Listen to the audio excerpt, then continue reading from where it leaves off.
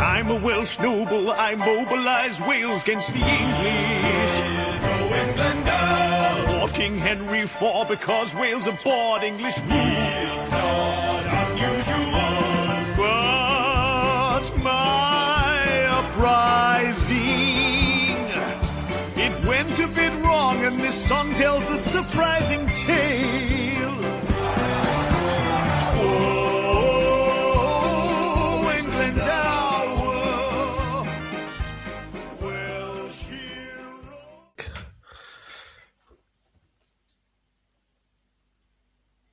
Croeso and welcome to Tales for Wales, the pod that never fails to spark the flame of historic passion, to square up to the filthy, no-good land grabbers, aka traditional media, and say the pod is here to stay. I'm Jack, and as usual, I'm joined by my fellow rebel-in-waiting, Franco. You're a bit grumpy, aren't you? I'm just a bit fucking You're a mate, bit grouchy. to be honest. You had to go at me for breathing. Just Bloody before we hot, started. yeah. And if you don't stop, I'm gonna lose my I head. was like, oh my god. Normally I'm the tetchy one. Just like, you're breathing a bit loud, actually. Daddy doesn't like that. You stuck the bloody mic up your schnoz, didn't you? That's Look what what's you did. arrived, our ancestry DNA. Oh, hang on. We're going to do, me and Jack are going to Twinsies. do a ancestry DNA to see who's Welshist, and the winner gets all the Patreon money. I was going to say, as you mentioned on the last episode, or Patreon, I think it was, I didn't realise this is why you're buying them. What you sold to me was, just be a laugh. It'd be a right laugh. Oh, where are you from? Where am I from? And I was like, whoever's the least Welsh, has to fucking as we said, leave the pod. Jack is gonna. We're both gonna rate how much of our, because if people don't know, Ancestry DNA tells you what percentage of ethnicity you are, and Jack has long had a leaderboard of ethnicities that he thinks are the best, lowest to best. So we'll find out which he is. Well, yeah, we're going to go through it ethnicity by ethnicity, and we're going to rate them Jack's all, so grouchy, 1 to he wouldn't 10. even get involved with that joke. He's he just huffed and puffed. I'm so You better hot. take your top off. I will. I'm not getting my Get top your off. top off. You love my top I off. did a Patreon episode. I'm not. No one topless wants to see yesterday. that. That's the sort of shit you get if you pay the big bucks for the Patreon. We Get do a couple video on of fucking Patreon, so you can see some real naked sweaty boys. boys. I'm much cooler. My house isn't very cold. And also, you said you're facing the sun though, and you were getting sweltered. Yeah, but this is what the thing. Amy, the silly woman that she is, came up and went, "I opened your blinds because there's a little tiny fucking window about that Mental. big. That I'm sure there'll be a breeze coming." He's like, "The sun is literally coming in." Emma It's like- is so good at that stuff for me. So she closes all the blinds in the house and then opens the window to a funny angle. And I didn't. It makes such a difference because in my old place, I just keep it open and be like, "Fucking hell, I'm sweltering." But it closes Amy's the great. blinds. At it. Every morning she is great at keeping the house as cool as possible. This was just some little hiccup in her thinking, I think, because I was like, the sun is literally beating down upon me. Well, you're a great grouch, and today's our big day as well. You've ruined our big day. I'm really trying. Have you seen my beer I'm drinking? Look at that. Ooh. Oh, is that the one you Yeah. showed? I think you sent me a picture of that. It's a fancy. So looking it's bastard, called Lager Beer Hell, and it's Lager Beer. It's from Munich, and I actually had it when I was in Munich. But my mate Ollie saw an advert, or listened to a podcast where they said, Oh, from Deutschland. "Deutschland here." Deutschland. It's meant to be the best version of a piss lager. So I hate and it looks like a fancy IPA. It's got a beautiful design Premium on it, piss. but it's the best lager, as in good ingredients, good quality, tastes really refreshing. And so if you like piss lager like how I do, I got 2 cans of Carlin next to me, ready to go as well. Yeah. If no one was convinced you liked your premium lagers. But this is so Ollie sent me a crate of it in the post on the weekend. So when I came on Saturday, He's a he is stand-up good boy, lad, that isn't guy. he? He is a bloody good lad. I remember he got me a bottle of Barty for my wedding. Yeah. A lovely bastard. He's a lovely bastard. So Jack obviously not too keen for too much banter because he just swapped his brain. Oh, I injected some energy there. Look, he's If you're just going snapping to keep already. going on, I'm going to just sulk. So this is our big special 5-part episode around Glyndŵr. And what I think is pretty cool is if you Google Owain Glyndwr Podcast, there's nothing really that good. There's one with the rest is history.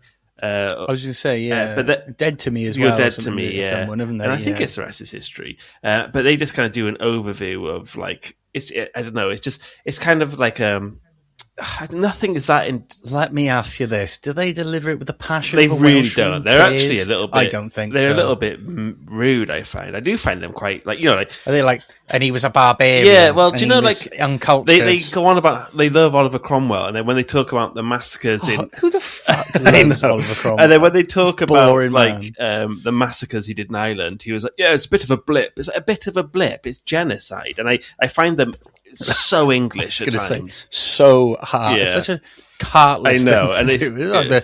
He's got a bit of a blemish on his record, It's old really Cromwell. fucking- yeah, so I really get annoyed about them. And other stuff is like good, but it's academic and it's fucking boring and hard to get into. And this is why we got into It the is game, why we got baby, into the 'cause game. we had, And I think if this, people might be listening to us who've never heard of us before because they're trying to find some Owain Glyndŵr content out there. So this might be an episode. Also, just people who might not.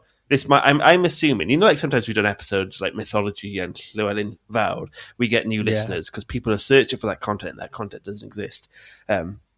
So hopefully if you're any new listeners, go back to the old episodes and figure out why Jack's not normally the grumpy one and I normally am the bit more surly one. this is an absolute a switching of character roles, But what we tend to do, it's only going to get cooler as the night goes on, and so you're going I'll to be get drunker, perking up. so that'll make you happier.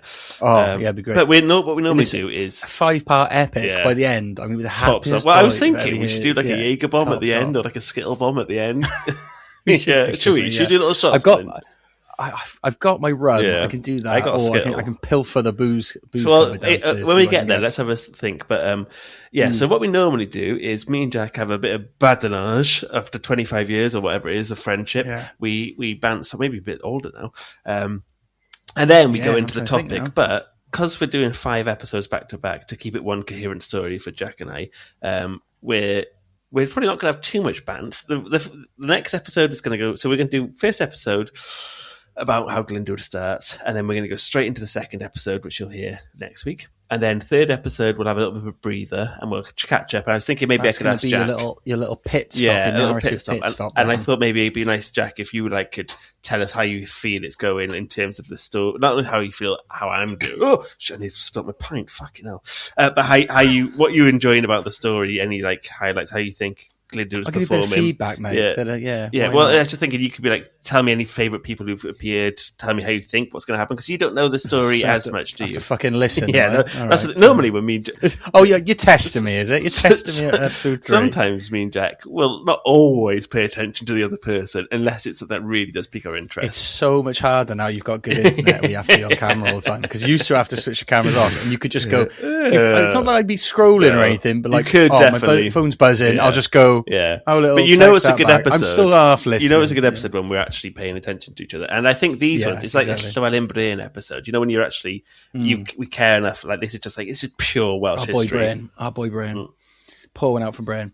I'm excited for this, mate. This is your absolute your odyssey. Yeah, your I've spent saga. probably a year writing it and reading about it, and some guy will go, actually, that's not the right date. But I've done I'll actually go into it in the episode, but I've done so much research and reading. I've been working on this for fucking ages. a long time. So it's taken. It's your magnum opus. So I honestly think, because I'm not going to have kids, I might adopt or foster. That's a different story. I don't need to go into that right now. But this will be the thing that survives me. This will be the one thing that might, in 20 years after I'm dead, someone will go, oh, I'll Google this. Who's this dork? But Mate, if you die before me, I'll be sure to read it all out. Like Yeah. now, settle in, morning crowd, because I'm gonna say it's magnum opus. you're going to read my podcast notes, not play the It'll just be like- podcast. But read it. I'll read the notes. Do it as Yeah. I'll Both do. I'll be parts. playing the part of both Frankie and myself, Yeah, like a Shakespearean play, which is very relevant because Glyndŵr. and I'll also be providing commentary from my current self. Present self I really regret throughout. not chipping in with a bit of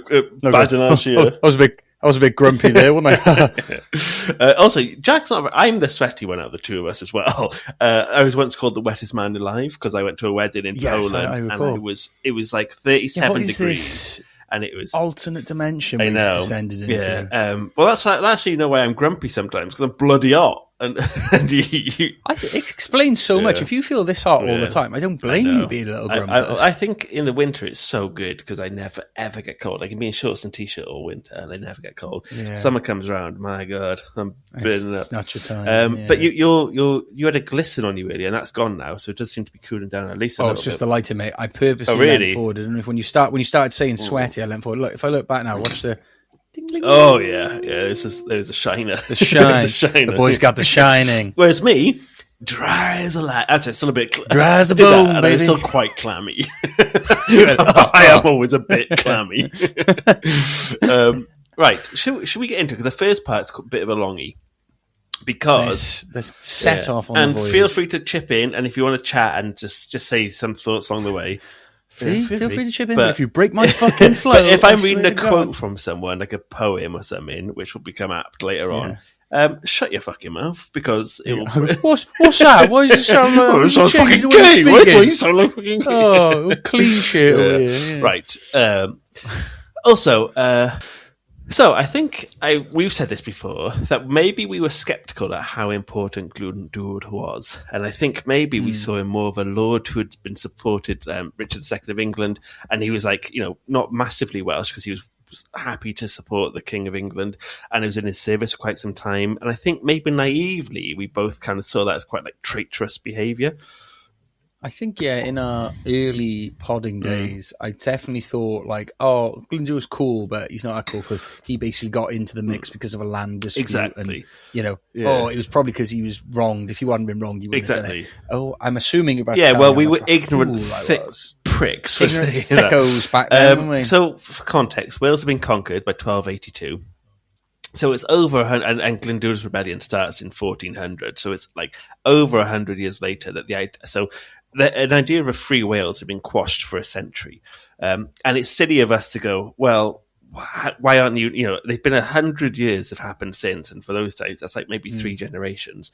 To think everyone is still like, no, the next rebellion's coming. Like, you have to kind of get on with life, and the society has changed. As if we'd be the ones going, I'm not putting up with it. Yeah. No, we'd absolutely be like licking the it's like right now, maybe if Wales gets independence and in 500 years they look at the history books, they go, well, why didn't people do more? It's like, it's silly of us to go, well, why didn't they start this before? But I'll get into more of that in a second anyway, because it's not just a land dispute, but I also think we didn't realise just what he achieved, because we love Llywelyn, Llywolaf, Llywelyn Fawr, Llywelyn Bryn, these rebellions, right?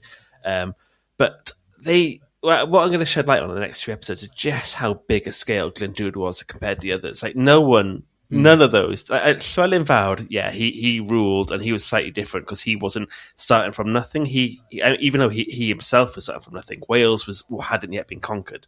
So Glyndŵr had to start from a completely controlled Wales and submitted Wales, and he had to start from the ground up, where Llywelyn Fawr had already a Welsh resistance. There was still a sense of being a Cymru, wasn't there? Yeah, even if you had your different, and it wasn't annexed, so it's slightly different. And also, Llywelyn Llywolaf, he had a good first half and a bad second half of his life in terms of success. Well, there's a reason Owain Glyndŵr is the national one of the big heroes, names, and Llywelyn Bryn, lots of other rebels that started off, they lasted months rather than then. But anyway, I'll get into all of that. But to give it a bit of credibility, I've spent, like we mentioned, probably a year researching and reading on this one, and I've read books by Gwynfor Evans, Terry Brereton, multiple theses and biographies and books, all available via JSTOR. So you remember the university website that gives you access? Yeah. So I got an account with JSTOR, and I've been reading different people's like history PhDs and stuff, and to get lots of the information. My God, some of it is dry. I was about to say that must be really fucking some of them dry, are better. That's proper academia, isn't it? There's Terry Brereton's one, and that's my favourite. That's a bit more storied. And I find this with loads of Welsh history books. They just end up going, there was a battle here, maybe there, maybe it was this many. But they also they had so many caveats that it distracts. It was maybe there was this amount of people, maybe it was this location, and then they go, well, actually, you actually might have been over there, and it's oh God, it really is. None of them are a novel, which I suppose. Well, me and you are big on story, exactly, aren't we? And they always lose a narrative. Yeah. I've read some like Celt ones where they're like that, like, oh, Caradog was here and he did this, but then a find in 1701 actually suggests it might have been. It's like, it's like, you're taking me out of it. Exactly. Now, so they'll tell you what, and it just really takes you out of it. But hopefully, I'll add enough caveats in here that you can just enjoy the story, as well as being historically accurate. And who knows? Sometimes I'll actually say. There's a few versions of this, but the one I'm choosing to tell is the one I think is the best. Pick the coolest one. Print the legend, not the... Print the myth? So without much further ado, let's get into it. So some background info. In 1999, the Sunday Times list of most influential world figures of the last millennium placed Glyndŵr as 7th, ranked above figures like Sir Isaac Newton and Abraham Lincoln. He's a really big deal. Fidel Castro credited him as a genius and replicated a lot of his guerrilla tactics when beating the Americans and the American puppet government who was invading Cuba. And he classed him as one of his heroes. As I mentioned, I think my opinion's often been up and down, sometimes thinking he only started the war because he had been hard done by in a land dispute, whereas before he was happy to fight for the English and had controlled the country, but now it didn't suit him. He was pissed off and because it directly affected him. But when reading the book, so like Terry Breverton's book, which I'd say, like I said, is the best of all, he highlights that with other Welsh rebellions, of which there's been absolutely loads, the majority of the rebellions actually only last a few months. And yes, they were like intense and incredibly expensive months for the English to quash them. And, there's royal expeditions and stuff. But these rebellions, even by like kings of Wales, like Lord Rhys, who's a prince, and like Llywelyn Llywelyn, these expeditions, they didn't last. They didn't have to like go in for too long.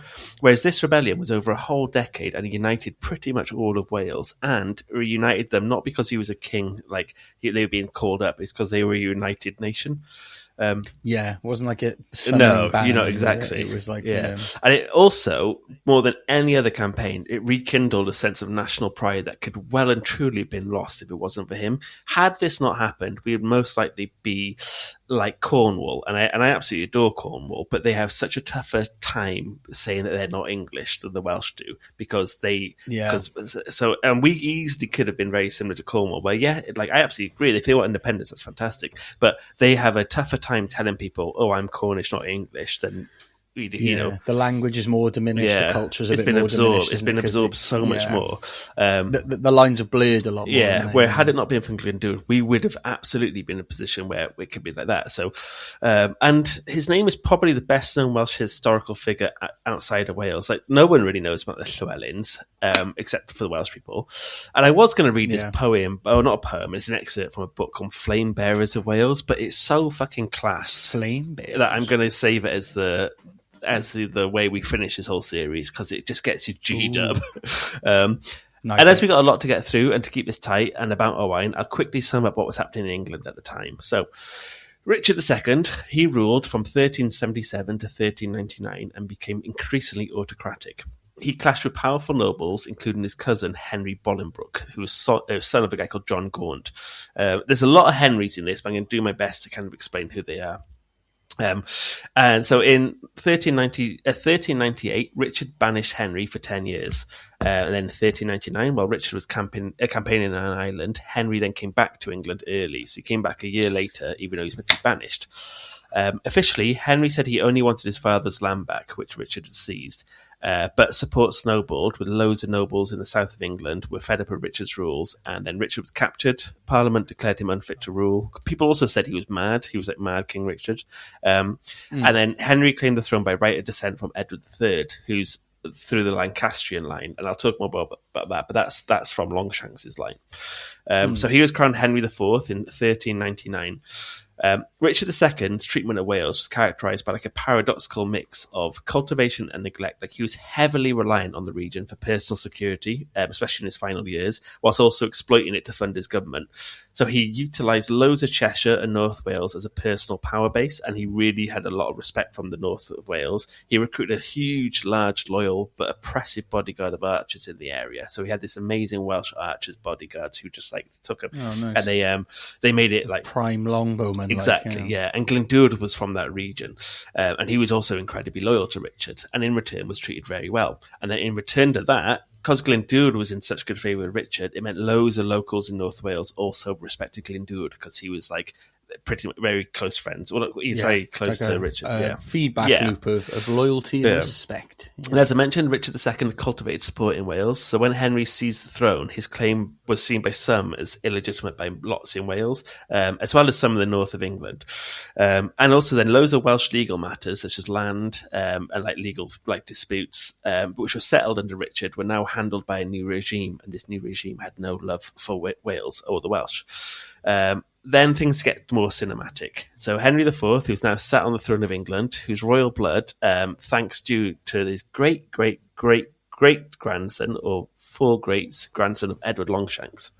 So the man who spent his entire reign fighting Glyndŵr, so like Henry IV spends pretty much all of his time in charge dealing with Glyndŵr, was the direct descendant of the king who conquered Wales and built a ring of castles to control it. So... Oh, I like it when history sort of winds back like that. So now poetic. We now have Glyndŵr fighting the guy who annexed Wales. Anyway, Henry, like his forefather, like Longshanks, was an absolute prick to Wales. He set up a bunch of policies that were incredibly anti-Welsh, meaning many Welsh people couldn't get jobs. Land was given to English settlers, and the Welsh couldn't purchase land in the marshes of Wales. And the marshes of Wales are the parts of South and Mid Wales that were taken over by the Normans in like the 11th and 10th century, 11th and 12th century. It's always mad to that, I think, with like, surely everything just works a bit better if you're not a prick to one particular type of person. Yeah. Like, surely when people do this, it's maybe like it's that short-term mindset, isn't it? We go, yeah, but in the meantime, us English lords will get so rich. But nothing has changed. You know, if you look at like the Middle East, like that's been going on now for, forever, and it's still the same. It's like, well, what, it's the same these days, I suppose, when, a corporation prioritizes like shareholder growth and all that short term. I was thinking this earlier. Fucks the company over. I was thinking this earlier.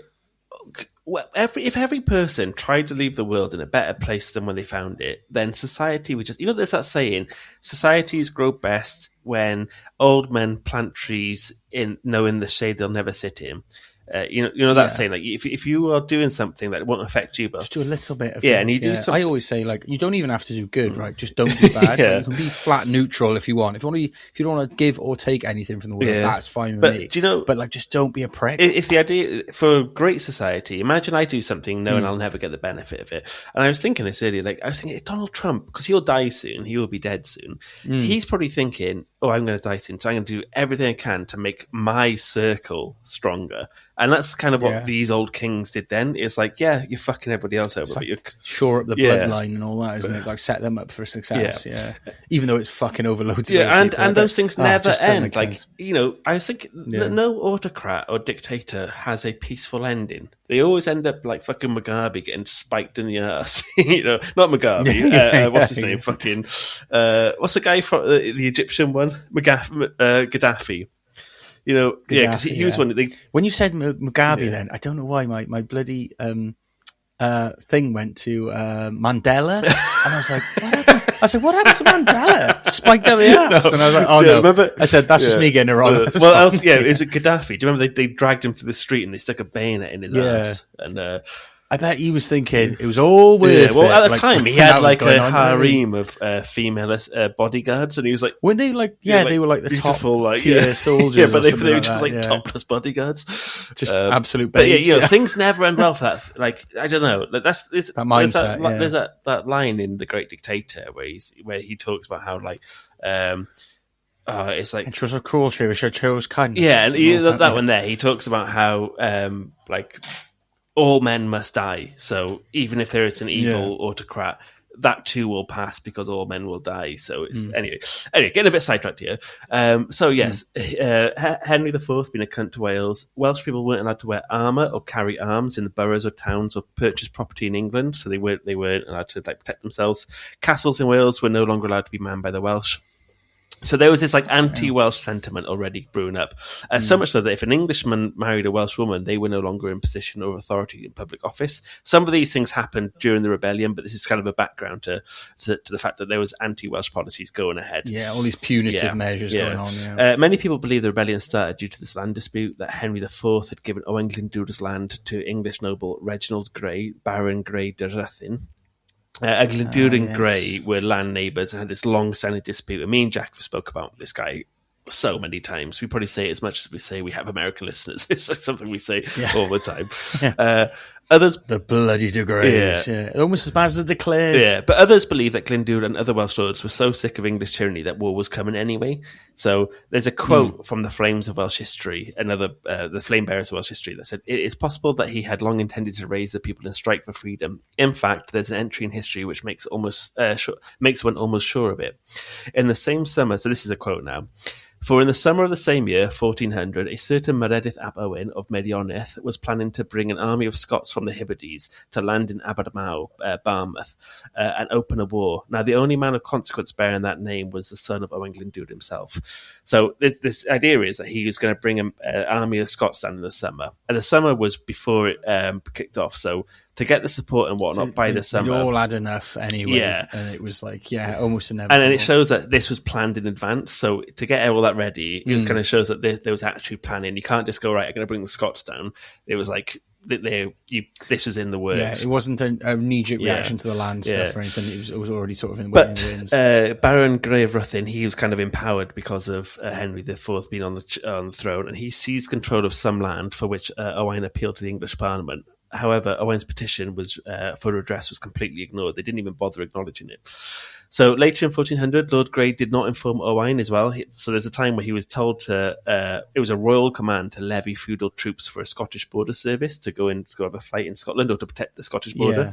Yeah. But Lord Grey never sent Owain the message, so it made Owain look like a traitor. And people started in London was saying that he was sneaky I know shit. And to make it worse, Lord Grey had stature in the royal court with Henry IV, so he was able to make Owain look like he was actively going against the king by withholding the information whilst also poisoning the ears around him, like kind of just keep, like Grimmer Wormtongue. The law courts also refused to hear the case Owain put together. So Owain was like a learned man. He was a really respected, learned man. Also quite old. I'll talk about that in a bit. But he knew court. He knew how to like hold himself in court. But they just kept ignoring it. They wouldn't let him do it. So either they refused it or it was delayed because Lord Grey prevented Owain's letter from ever reaching the king. But sources say that Owain was under threat because he had written an angry letter to Lord Grey saying that the lands were legally his, and then Lord Grey had accused Owain of stealing horses, which we can't verify, but it seems like Lord Grey had just been like a right bitch, was stirring the pot. And Glyndŵr received news that Lord Grey had threatened to burn and slay people and buildings within Owain's land. So then Owain responded via letter saying, "If you harm one hair on my people's head, I'll gut you, laddie. You takes out a knife, I'll takes a gun. You send one of mine to the hospital, I'll send one of yours to bloody morgue." I went Scottish and Northern then. I liked it. That's the bloody Glyndŵr way, you bastard. Then Lord Grey, the sneaky bastard, took that letter as evidence for Glyndŵr's aggression and admitted that his letter... King, look Daddy! And denied making the initial threat about burning and slaying his people. I didn't even do nothing. No. It's absolute sibling fucking... like tantrums you have with your brother. I didn't do anything, man. Like, you just did this and then he threatened. He wanted Owain hung for this, for the admission of threat, for like what they class as treason. So it was looking bad for Glyndŵr. And also in the same year, but earlier, there had been civil disorder. So in January 1400, serious civil disorder broke out into the English border city of Chester after the public execution of one of Richard II's officers. Because Chester, like Richard, an awful lot. So like, there was still the north and like this north of Wales were still like getting retribution or getting fed retribution by the new regime for supporting the old one. So when this guy got killed, a bunch of people got caught up in disorder. Loads of them were Welsh, so it wasn't just Glyndŵr kicking off on his own. A lot of the people who were rebelling up there were Welsh anyway. But around September time, Glyndŵr is now basically an outlaw. He's been accused of treason. He's been accused of like starting this war with Lord Griffin, and this fight's kicking off in Chester.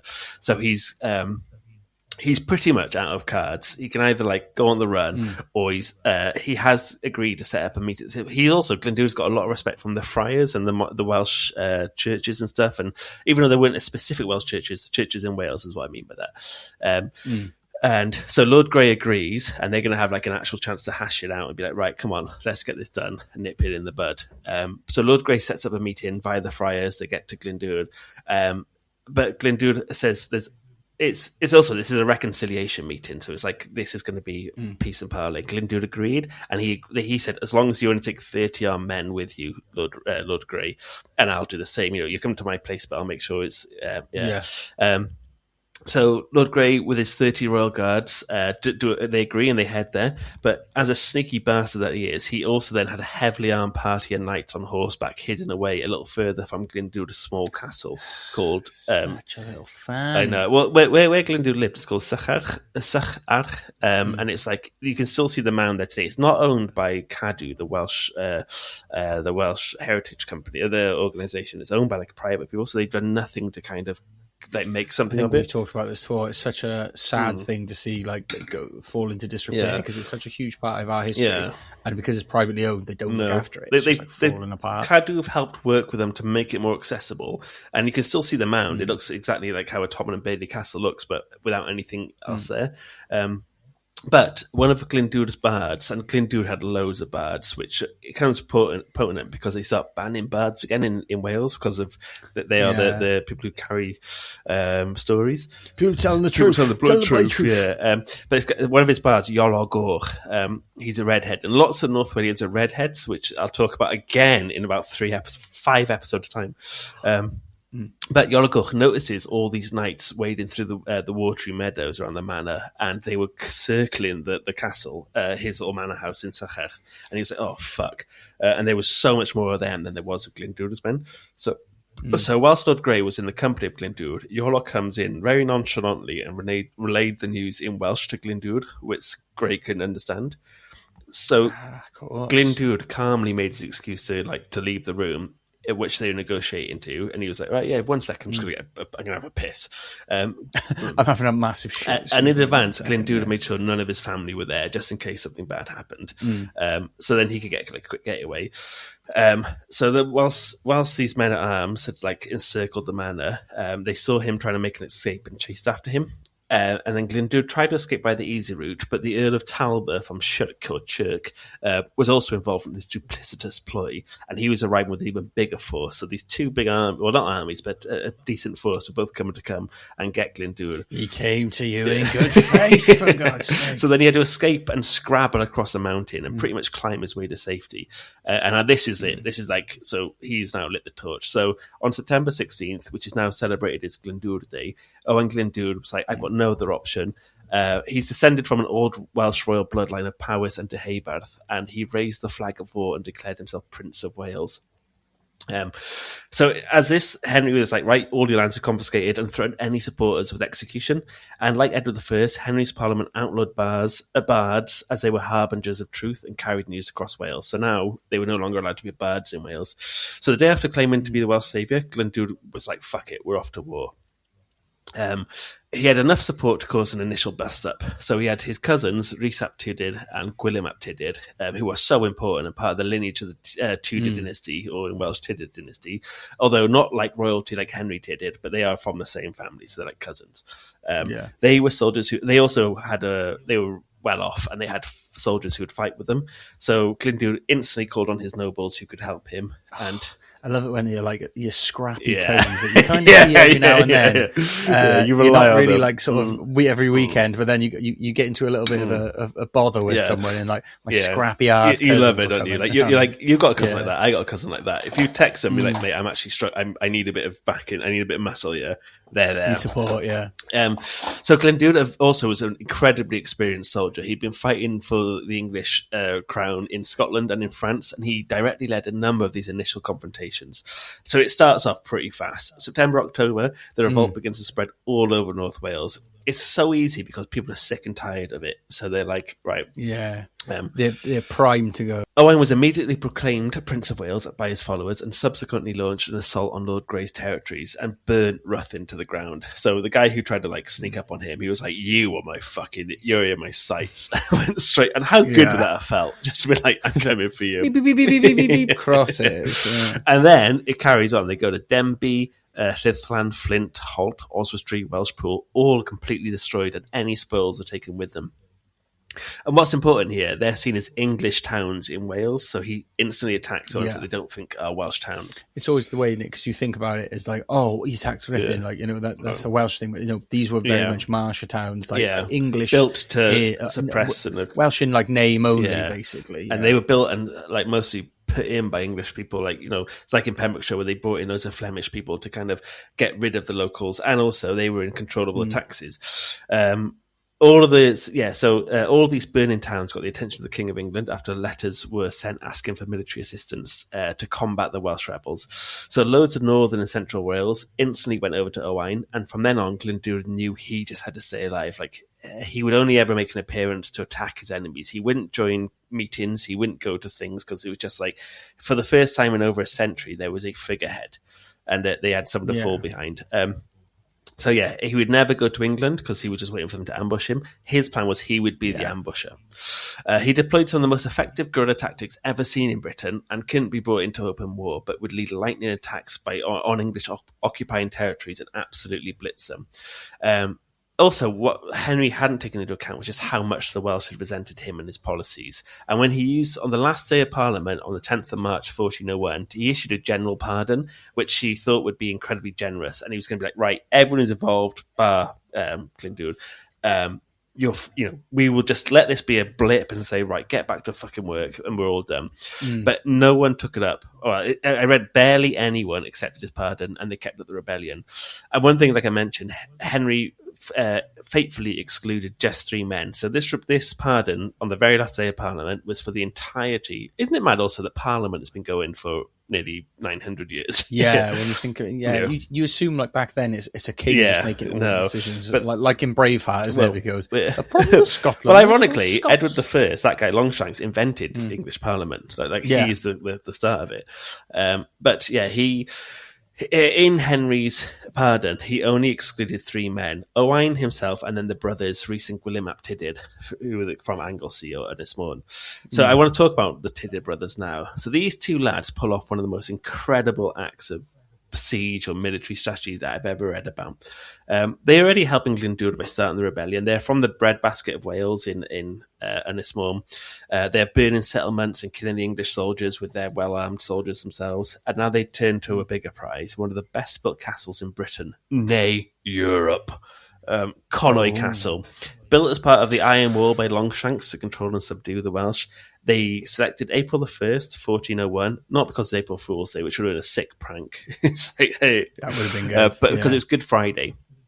They presented the opportunity to avoid a direct assault on the castle because most of the garrison was at a service in the church in town, and all of Britain was Christian by that time. So you kind of think there are rules of combat, and you're not really going to attack on Christmas Day or holy days. Yeah, not on Good Friday of all days, guys. Come on. Whereas these boys didn't give a fuck.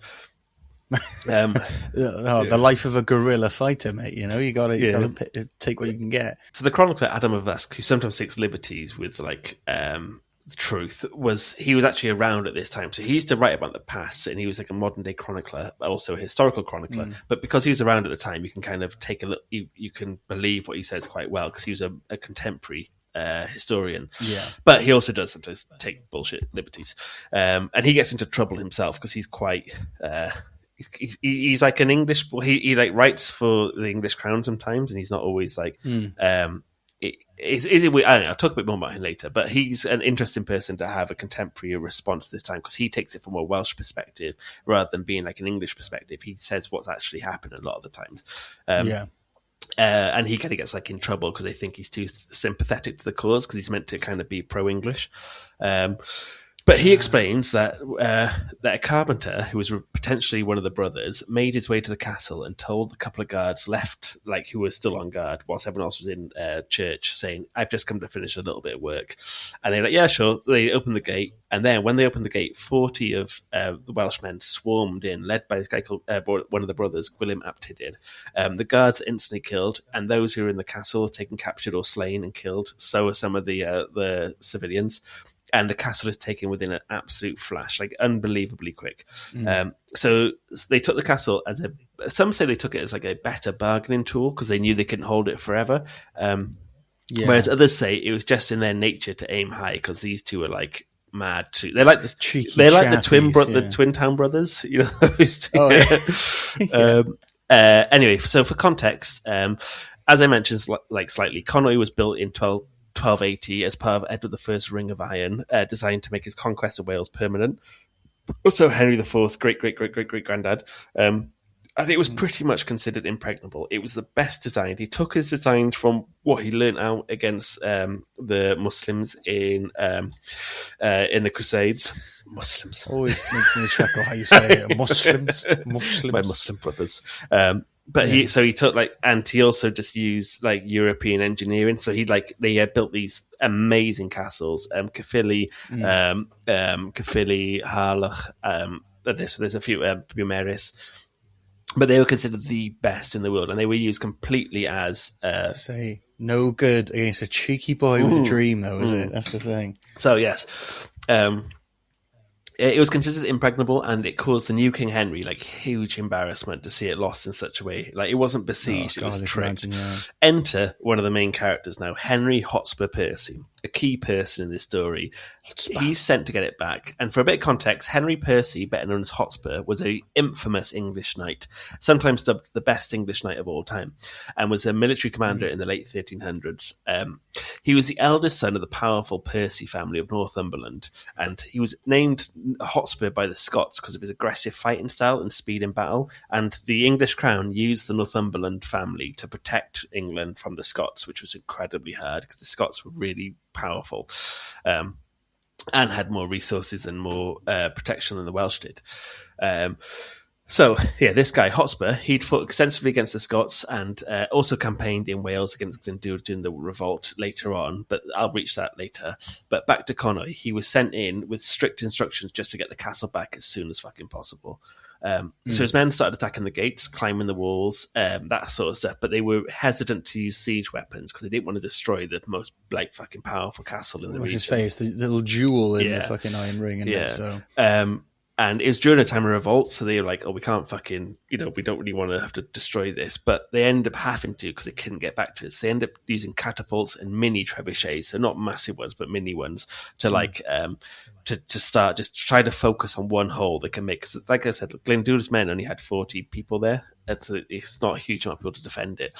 Although... Yeah, once you got a hole in the wall, you can raid it and then just build the wall back later. But this 40 men held off Hotspur's army, which included 120 men-at-arms and 300 archers. And it's really important to note that a man-at-arms would have up to 6 men as his squires and guards. So say if Jack is a man-at-arms, you'd have 3 soldiers with you who you'd be on your payroll, a squire, and a guard, personal guard to you. So... if you do 120 times 6, that's around 720 men, plus 300 archers. So it's around 1,000 men there who couldn't beat 40 men behind the impregnable walls of Connaught. And this went on for 4 weeks. So there was 0 progress made. And politically, Hotspur played a key role in helping Henry IV initially seize the throne, but his relationship with Henry soured after constantly being denied payment for all of his support. And there's a souring that starts to begin, and that begins here, where he's doing this stuff, and Henry keeps saying, "Yeah, I'll pay you. Yes, I'll pay you," and nothing comes. It's so you can see the film scene, can't you? Just 100%. Get it done, Hotspur, sort of thing. And you've seen before in previous scenes, he's been a bit of a prick to him and all that, and you can just see the cogs turning. I think the thing I've written most in my notes is this could be a film. The amount of times I've written that, because just that there, you could just see it peppering away at him. By the 4th week, King's oldest son, Prince Henry, so Henry the Fourth, his son is also called Henry, and they often call him, when you're a young prince called Henry, you're called Hal. So they call you so he's the future Henry V, which is the guy who at Agincourt, and really. That's the one the Netflix movie's about, isn't it? Yeah, with Shimmy Timothy Chalamet. yeah. So. By the 4th week, the king sends Hal, so the future Henry IV, to join Hotspur to quash the rebellion. And the English could have mined out the castle, which means smashing it with siege weapons, then getting soldiers to take it apart physically, brick by brick. But they would have lost fucking loads of men, and they would have destroyed the castle, which I said they really didn't want to do that. So the negotiations begin of the return of the castle, and the Tyrrell brothers insist on their pardon by the end of May. And remember, Henry IV had originally said they weren't being allowed a pardon. But with this, they would be allowed a pardon by the end of May and they would leave the castle. So the agreement was reached and the castle was handed back in return of these full pardons, but not before burning records of all the exchequer, so all the townsfolk would be out of debt. So they burnt everything. Nice. But the deal, it was a partial pardon. They were allowed 6 months of immunity, and then they'd be given a trial by a mixed jury of English and Welsh. So it was like the best kind of outcome they were hoping for. But they gave up the castle with a really grim condition that 9 of Tydyd's men were to be handed over as punishment, and Adam of Usk describes as being bound by stealth as they slept after the night watches. So they gone to bed and they didn't realise they were getting tied up and handed over to the English. And I read that potentially they handed over 9 prisoners they kept from the English when they took the castle, so they weren't Welsh. But like the old switcheroo, historians doubt that because they why risk keeping that many people alive and feeding them? It's too they don't know how long they're going to be in there for, and would they happen to have 9? War is hell, my friend. War is hell. So whilst they slept, the brothers ordered other men to tie up 9 poor bastards, and as part of the handover, these 9 men were immediately drawn, hung, disemboweled, beheaded, and quartered. Again, my first time I've written this note, can you picture that in the film? They're screaming and being paraded as the enemy of the states whilst these 2 brothers escape. The Tydyd brothers won their pardons, but at no point tried to get any pardon for Glyndŵr. So some say they saw it themselves as potential rulers one day and wanted him gone. But then, from what I've read, I don't believe that because they were back fighting the English literally a couple of weeks later. So it's I was about to say, when you said, as long as you submit in 6 months to a trial, it's mate, hold your breath, mate. I'll see you there. No, it's so stupid. It's 100% will come to court, mate. Promise you, mate. Yeah. Save me a seat, keep it warm.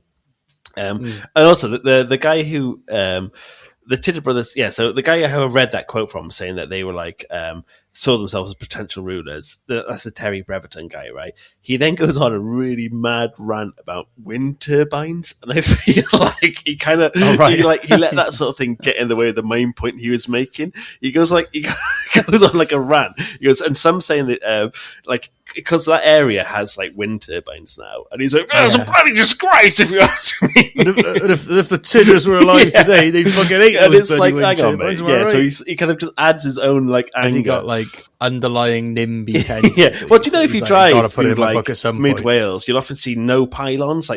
People will have signs they got and say no pylons here. And then he also goes on a bit of a rant saying that some of those who got disemboweled. So after the rant, he then says those who got disemboweled, the 9 people, he said they were potentially volunteers. So actually, the brothers weren't sliding stitching them up. I was like, yeah, bollocks! You're not going to volunteer that. No, I think it's just, unfortunately, as cool as the 2 Tydyd brothers were, they probably just fucked over a couple of lads. 9 men to save 31 men's life. Anyway. Exactly. I think they just had to do it. But, so, back to the rebellion. At the same time of handing back the castles, from May onwards, fighting breaks out all across North Wales. Now it breaks down south. So it's going into Powys, Ceredigion, Brecon, Builth, Carmarthen. The people of Llanrwst and Aberconwy and Menai Abbey, they all suffer viciously at the hands of the English. The king sends in a first expedition to start getting order back in, but that just makes more and more communities leave their commotes and head to join Glyndŵr. An important thing to note here was that Henry IV kept delaying any payment to Henry Hotspur and kept playing him along, which led to the disenchantment from Henry, who essentially just one more job. It's literally saying that. And Henry and his family had essentially supported and bankrolled and lost loads of men over getting Henry on the throne in the first place, and now he's fighting this war against Glyndŵr. But anyway, again, this short-term gain mentality of going, no, I want to keep that money for myself. So, yeah, but this guy, as you said, one of the greatest knights. Yeah, literally, there's a statue of him that's Don't fuck him off. Surely and the Northumbrians, keep him on side. The north of England is such an important seat because it stops the Scots, and it's also it's battle hardened beyond anyone. They fought the Vikings. I was going to say, him fighting the Scottish for so long. You know what I mean? That's a mean bush. Up in Scotland. Yeah, exactly. But anyway, by now, the first attempts at quashing the Welsh rebellion had done nothing but rally them. So there had been this royal expedition, hadn't done very well. So here comes the second royal expedition. And we've mentioned this before, right? But I'm going to talk a bit about what this means. And it kind of is nuts. So you don't just send troops or get like your lords to fight. When it's a royal expedition, the king gets Parliament to fully fund an entire war to go to war, an entire army to go to war. They did this loads against Llywelyn Fawr to make success. Sometimes Llywelyn would have to like bend the knee. They did it with them, and then sometimes he could survive it. Llywelyn and Olaf, they did it to massive success. When they did this, the royal expedition, the first one with Edward I, and ended up like that's when you have. They did like 3-pronged attack, and he had to submit and lose nearly everything. Is that the one that was going? The Menai Strait, from like the Menai Strait, and then there was Battle of Cadvan down south. Well, no, that's it is the same. Or Llandeilo Fawr was it? Sorry, well, Cadvan is one, but that's the one where they actually win a battle against it. But it's a so that was part of the 3-pronged, and it's attacked from all over. One of the few ones we won. And it was like it completely crippled Llywelyn. But but also it does bankrupt him. Like the one against Llywelyn and Llywelyn nearly bankrupt Longshanks. He was completely indebted after that. So this second royal expedition was way more than the first, which was still expensive, the first one, but they assumed it would be enough to send a royal army and stamp out this like peasant rebellion. But listen to the stats here, man. This is nuts.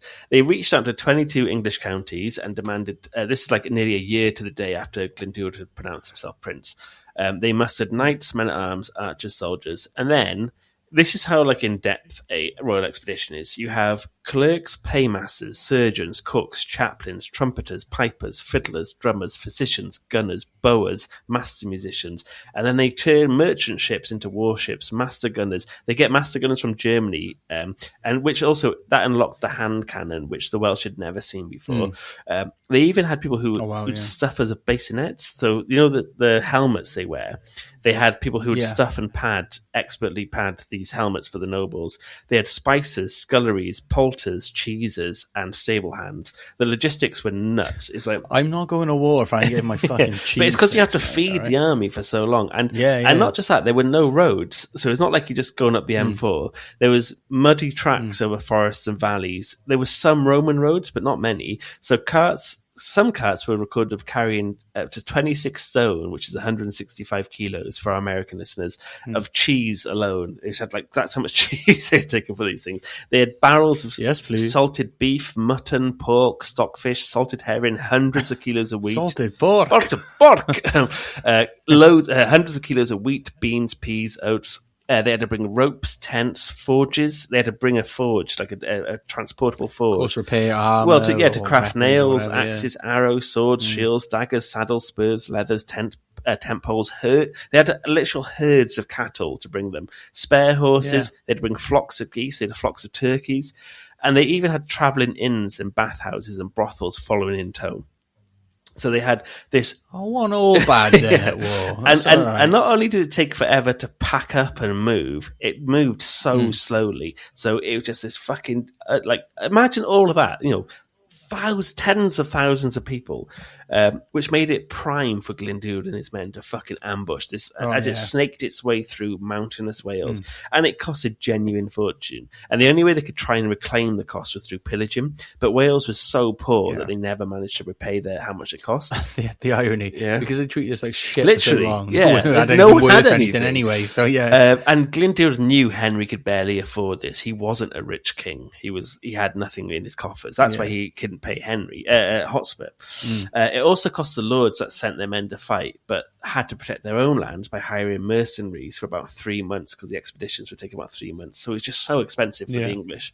To also fill the ranks, because they hadn't got enough men. Sometimes they had to pardon criminals to fight in the army against Glyndŵr, because records show that 10% of the army is made up of outlaws and murderers. So that meant exactly highly disciplined. God, you're good. My next line was, so keeping discipline was a real factor, as these convicts were just rogues. They just fuck off, and if it ever got too much, they're as soon as you'd had your fill at the portable tavern and brothel, you're like, I'm out of here, mate, see you later. So the English marched, but at great expense, and to not much avail. If Glyndŵr didn't want to meet the swarming giant English army in open battle, it could never catch him.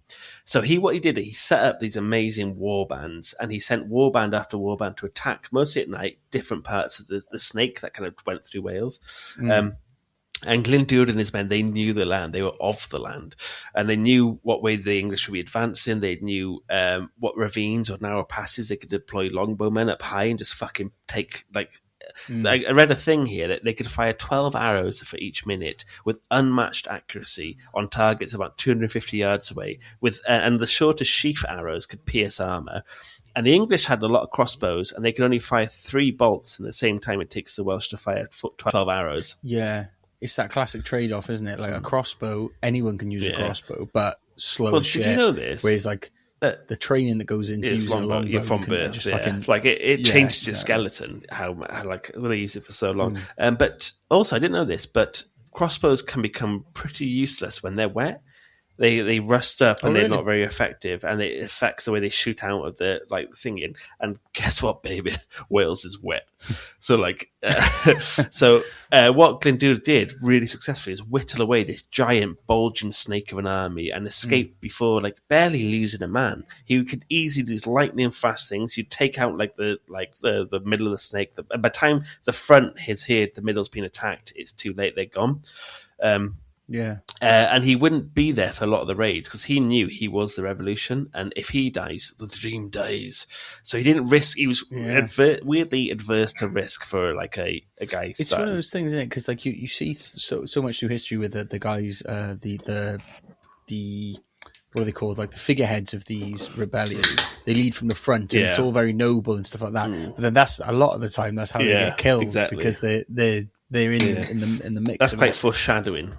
We'll get to that in a little bit, but that's and I've said this later, but he's an old geezer. Glyndŵr ain't young at this. He's in his 40s, which is it's not a young man's Anyway, he couldn't do that. He knew going head in was going to just end it because he couldn't fight them on open pitch, but.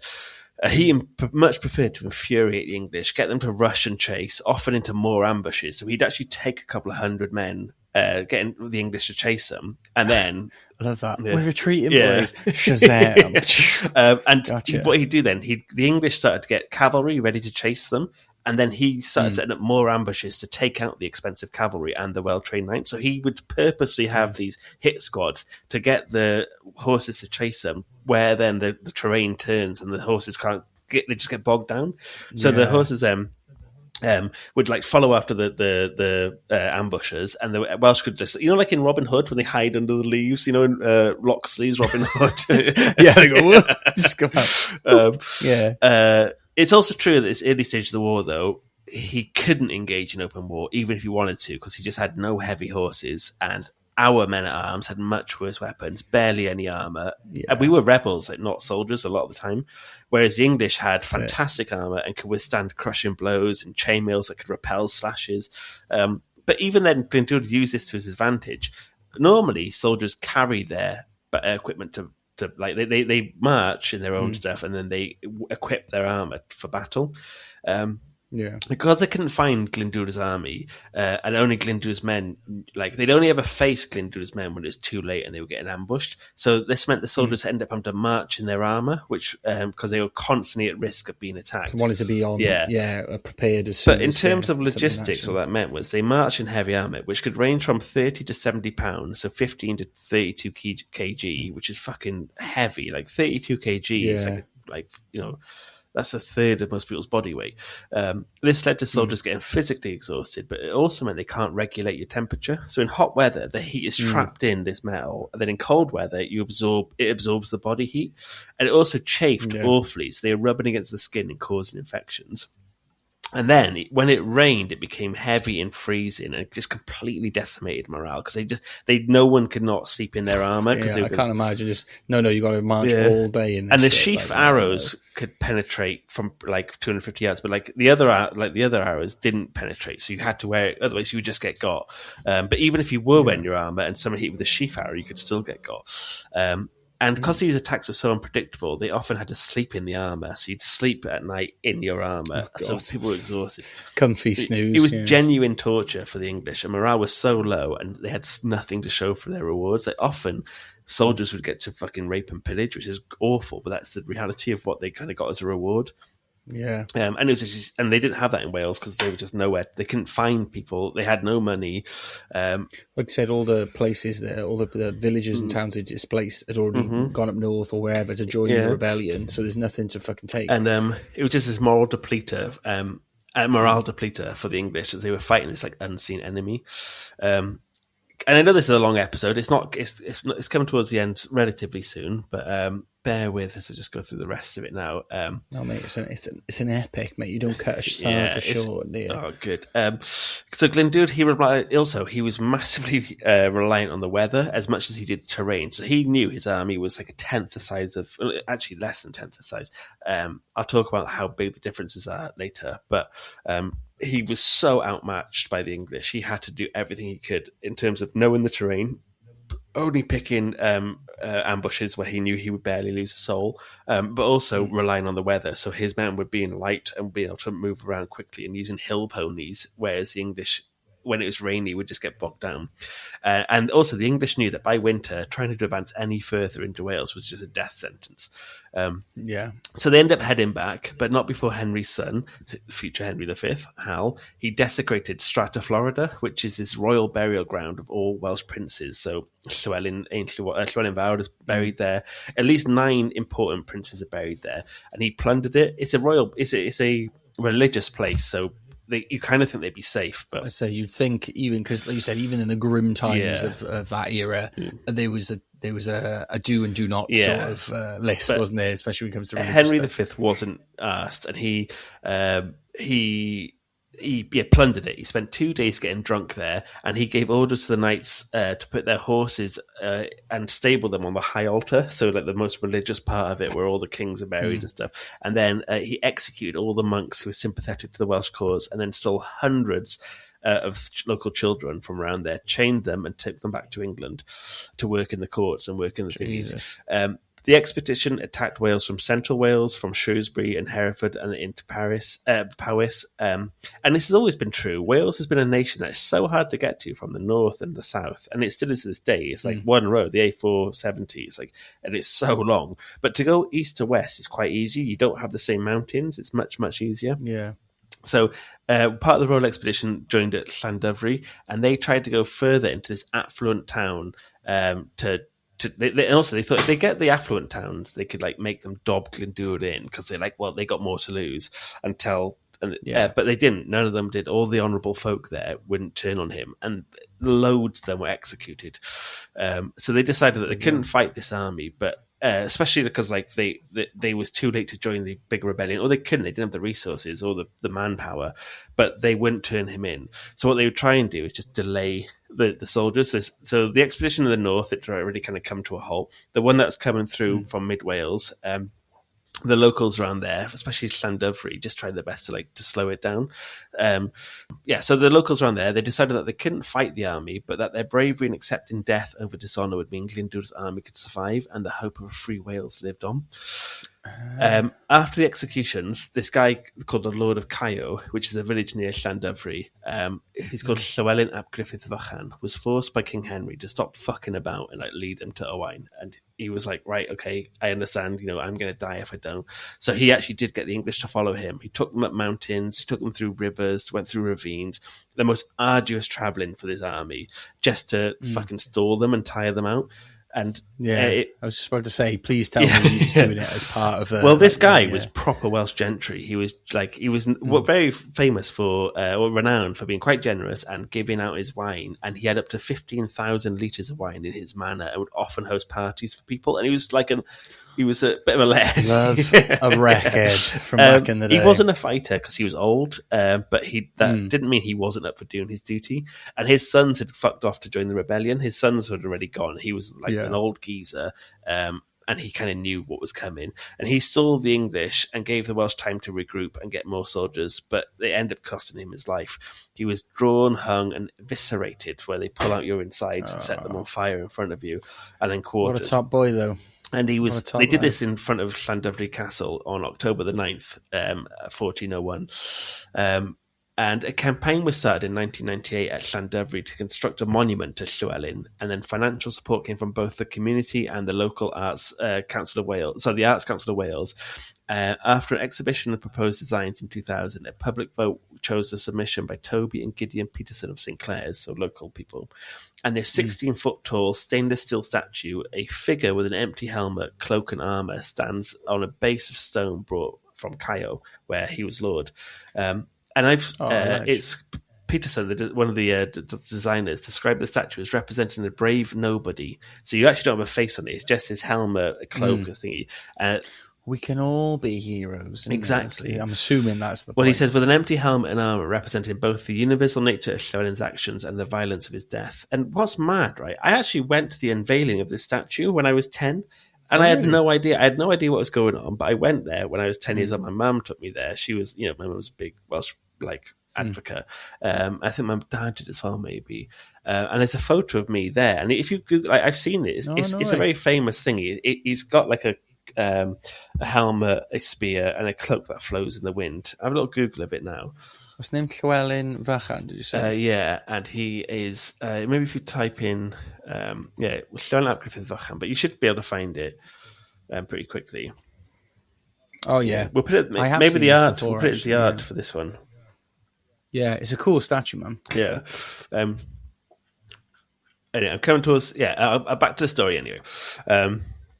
So Henry was fucking fuming and turned back to England with nothing worthwhile, and a fuck ton of money had been spent. So he burnt all the crops on his way back from Wales back into England. He burnt every crop he could find. He confiscated the land, and so any of the Welsh gentry left, he took all their land. His soldiers raped the women. The soldiers executed the men, and they just took over 1,000 children into slavery in England, which, for a small country, is a huge amount for future generations, just taken in an instance. So if you take 1,000 children from Wales, a country as small as Wales at the time, it's devastating. It meant like future workers, future soldiers were just taken from the ranks.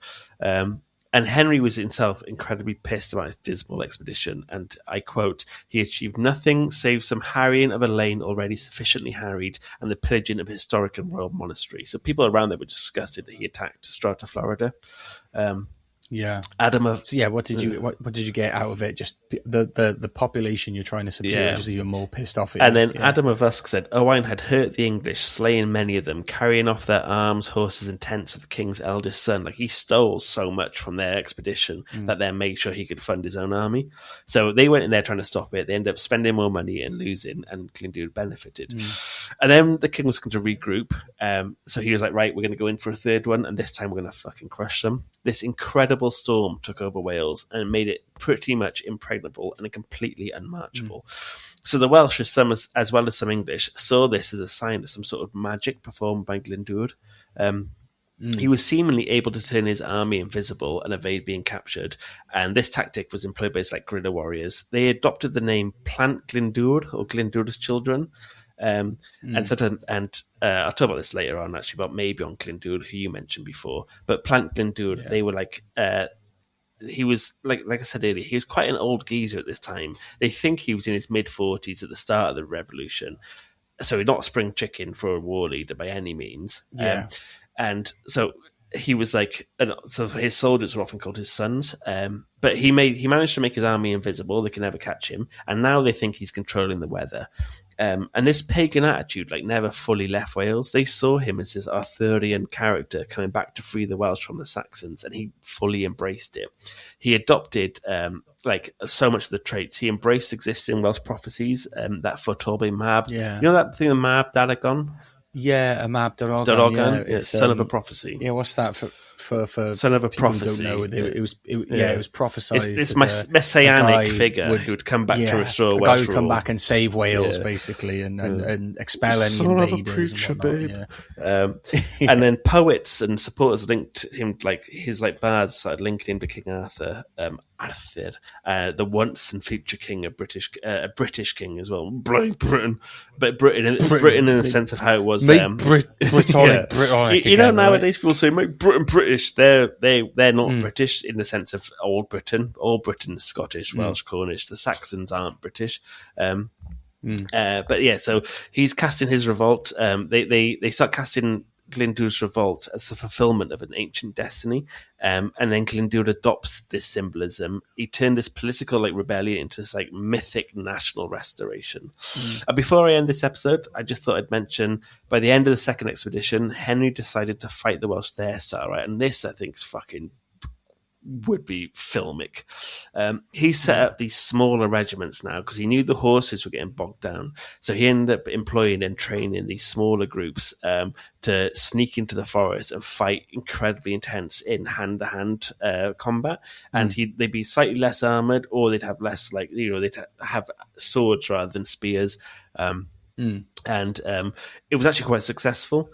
So the longbow, which has its origins in Wales, who the Welsh were prolific with, it became such an important tool for Glyndwr.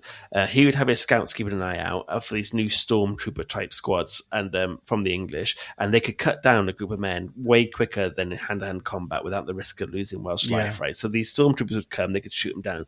But the English started knowing the area a bit better, and if they got past the scouts or the guards, the Welsh archers, they could absolutely tear these small Welsh guerrilla groups apart. Really effective, yeah, they fucking just, like the in Game of Thrones, the knights, the gold cloaks, what they called. Yeah, the King's Guard type thing. Yeah. So they'd be better trained, amazingly better trained, equipped. way better equipped. Yeah. And they could absolutely tear these small guerrilla groups apart, and they became a really menacing figure. And they turned a bit that mentality. So the fear the English troops had was now kind of being a little bit pushed onto the Welsh, fear of these Weltrays, amazingly kitted out death squads who could these forest stalkers coming in, and I could see that in a film, these fucking terrifying fucking well armed as a response. It's like the you remember 300 where the immortals come in, it's like that. So anyway, there was overall 6 major royal expeditions, and these are, like I said earlier, they are so expensive. They were generationally defining, absolute draining the coffers of the English crown. I just pushed a button, I've lost where I was. Let me have a quick mooches. Nearly there. Sorry. Yes. 6 royal expeditions, which was just kind of highlights how big this revolution was. It's so expensive. These expeditions end up being classed as chevauchés, which is a French word, or chevauchés, which in essence, it happened in the 100 Years' War. It means total war. So chevauchés, it wasn't to besiege or take a town or a city. It was to completely and utterly devastate it and destroy it. So it wasn't a case of so they did this against the French against the Welsh, the English. They did this in Wales. The plan wasn't, all right, let's go to Carmarthen, bring it back. It was to fucking bury it and cause as much destruction and chaos and as possible to completely demoralize the locals, stop any revenue being generated if it wasn't going to England, and just really face the full force of the English. And that's kind of giving you a tone of how fucking brutal these campaigns are going to be. I think that's a good place to stop part 1. So absolutely, if you please, I'm in, mate. I'm so good, in. Man. Well, we'll see if you enjoy this, you want to support we're a listener supported podcast. We don't do ads. But if you'd like to support the podcast, please join up to the Patreon. That helps fund this nonsense and helps us do all the research and pay for things like keeps the lights on, and lets us produce this lovely content. And I'm assuming we'll get new listeners because of the topic. So if you're new and you haven't given us a 5-star yet, please do. We're good lads, really. And please, bro, pick up next week for part 2, where we discuss actual battles, and then later on we discuss the highs and lows of the bloody French, and the French. Anyway, diolch yn fawr. Thank you for listening. Catch you soon. Diolch bawb. Ta-ra.